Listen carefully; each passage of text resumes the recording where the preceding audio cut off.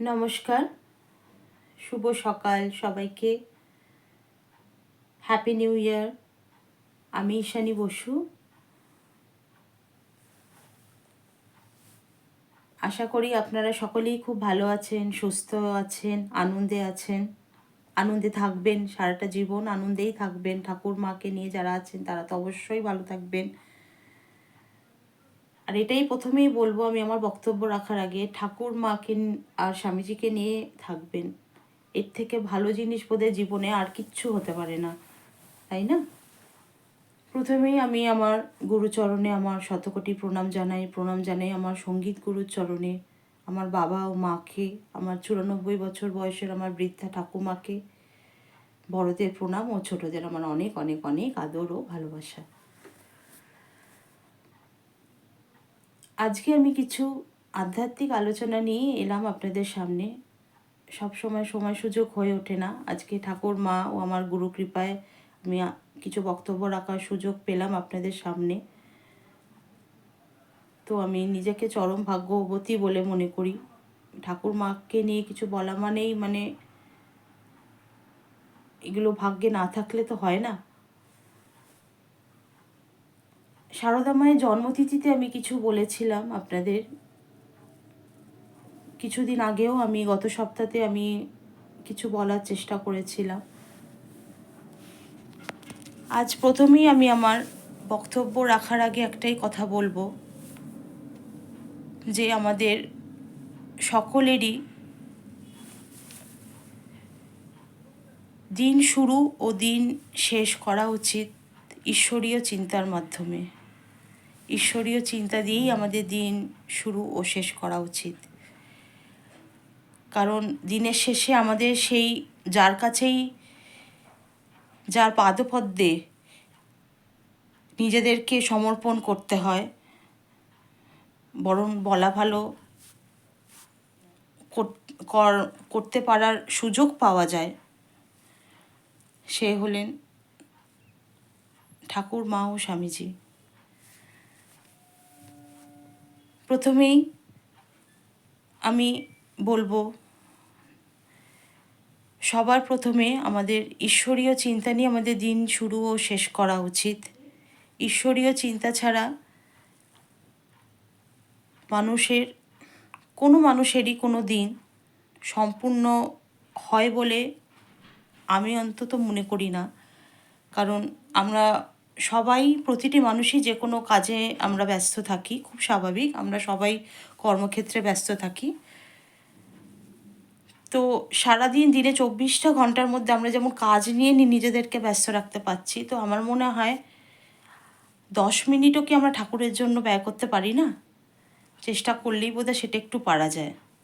Job ধ্যান হয়তো সবসময় করার আমাদের সুযোগ হয় না, কিন্তু তার চিন্তা তো একটু করাই যায়, তাই না? আমি গত সপ্তাহে বলেছিলাম যে আধ্যাত্মিকতার পাশাপাশি আমাদের সকলেরই উচিত মানুষপ্রেমী হয়ে ওঠা, মানুষকে ভালোবাসতে শেখা, গরিবদের পাশে দাঁড়ানো, তাদের দুঃখে কাতর হওয়া, যেটি আধ্যাত্মিকতার একটি অন্যতম দিক, তাই না?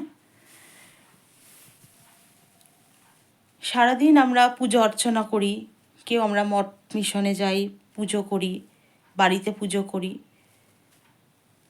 সব তো আমরা করি যার যখন যেরকম আমরা সুযোগ সুবিধা পাই। কিন্তু আমরা যখন বাড়িতে থাকি, আমরা যেন একটুখানি নিজেদেরকে ঠাকুর মায়ের চিন্তার মধ্যে নিজেদেরকে মগ্ন রাখতে পারি। এর থেকে বড় শান্তি বোধহয় জীবনে আর কিচ্ছু পাওয়া যায় না।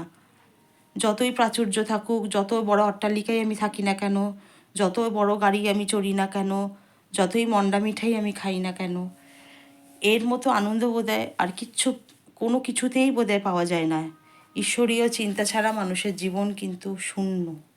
ঈশ্বরী বস্তু, বাকি সব অবস্তু। একটা কথা আছে, আপনারা হয়তো শুনলে অবাক হবেন, ব্রহ্ম সত্য, জগৎ মিথ্যে। তো এই ব্রহ্মই কিন্তু সত্য, তাই না? এর থেকে সত্য বোধ আর কিচ্ছু হয় না দুনিয়াতে। সবাই আমরা নিজ নিজ কাজে ব্যস্ত থাকি, সবাই আমরা উপার্জন করি নিজেদের ভালো রাখার জন্য। স্বামী চেষ্টা করে তার স্ত্রীকে ভালো রাখার জন্য, মা চেষ্টা করে তার সন্তানকে ভালো রাখার জন্য। কিন্তু সব থেকে আমরা ভালো নিজেরাই আমরা নিজেদেরকে রাখতে পারি কিসের মাধ্যমে বলুন তো?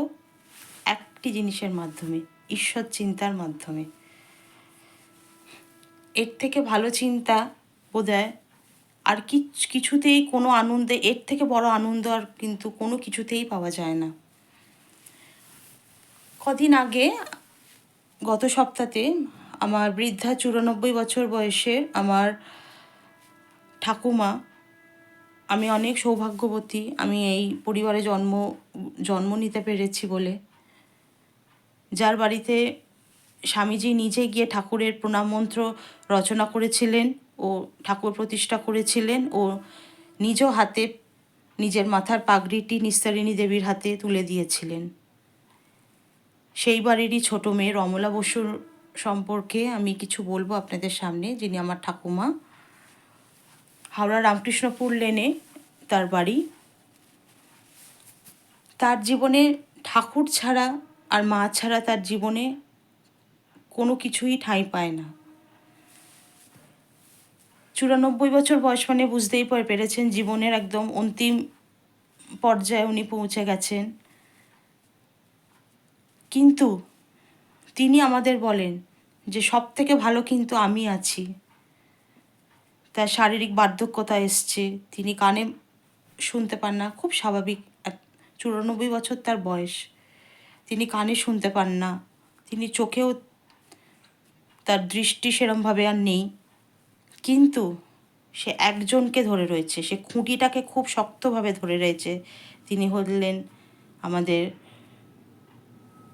অবতার পুরুষ ঠাকুর শ্রীরামকৃষ্ণদেব।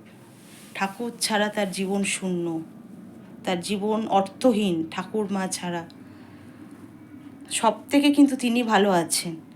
তার জীবনে কিন্তু কিছুই নেই। তার কি আছে তার জীবনে? তার জীবনে বার্ধক্য চলে এসছে। তিনি তার জ্যেষ্ঠ পুত্র সিদ্ধার্থ বসু, আমার বাবা, আমার বাবা 20 সালে কোভিডে আমাদের ছেড়ে চলে যান। একজন মা সন্তানহারা হয়েছেন। বুঝতেই পেরেছেন আপনারা এটা কতটা বেদনাদায়ক। কিন্তু তবু কিন্তু আমার ঠাকুমা রমলা বসু, তিনি কিন্তু এখনও ভেঙে পড়েননি। তিনি কিন্তু ভীষণ ভীষণ ভীষণ ভালোভাবে প্রত্যেকটা দিন, প্রত্যেকটা সেকেন্ড, প্রত্যেকটা মিনিট তিনি ভীষণভাবে কাটান। কেন না? তিনি ঠাকুর মাকে ধরে রয়েছেন বলে। ঠাকুর মা ছাড়া আমাদের জীবন শূন্য। ঠাকুর মাকে না চিন্তা করতে পারলে একটা দিন আমাদের মনে হবে যেন যে আমাদের দিনটা ঠিক শুরুই হলো না আর শেষ তো হলোই না। আজকে এইটুকুই আমি বলবো, আমাদের নতুন বছরে আমাদের এইটাই নতুন বছরের রেজলিউশন হতে হবে। রেজলিউশন নিয়ে আমাদের এইটাই থাকতে হবে, প্রতিজ্ঞাবদ্ধ হতে হবে যে আমরা ঈশ্বরীয় চিন্তার মাধ্যমে এই 2025 সালটি আমরা কাটাবো। শুধু 2025 সাল কেন, যতদিন আমরা আমাদের জীবন কাটাবো, ঈশ্বর চিন্তা ছাড়া যেন আমরা একটা মুহূর্ত যেন আমরা দিন না কাটাতে পারি। নতুন বছরের এটাই আমাদের রেজলিউশন হবে, নিউ ইয়ার রেজলিউশন অফ 2025। সবাই ভীষণ ভালো থাকবেন, আনন্দে থাকবেন, সুস্থ থাকবেন। আমার গুরুচরণে প্রণাম, বড়দের প্রণাম ও ছোটদের আমার অনেক অনেক অনেক ভালোবাসা। জয় ভগবান, জয় ঠাকুর, জয় মা, জয় তু স্বামীজি। নমস্কার।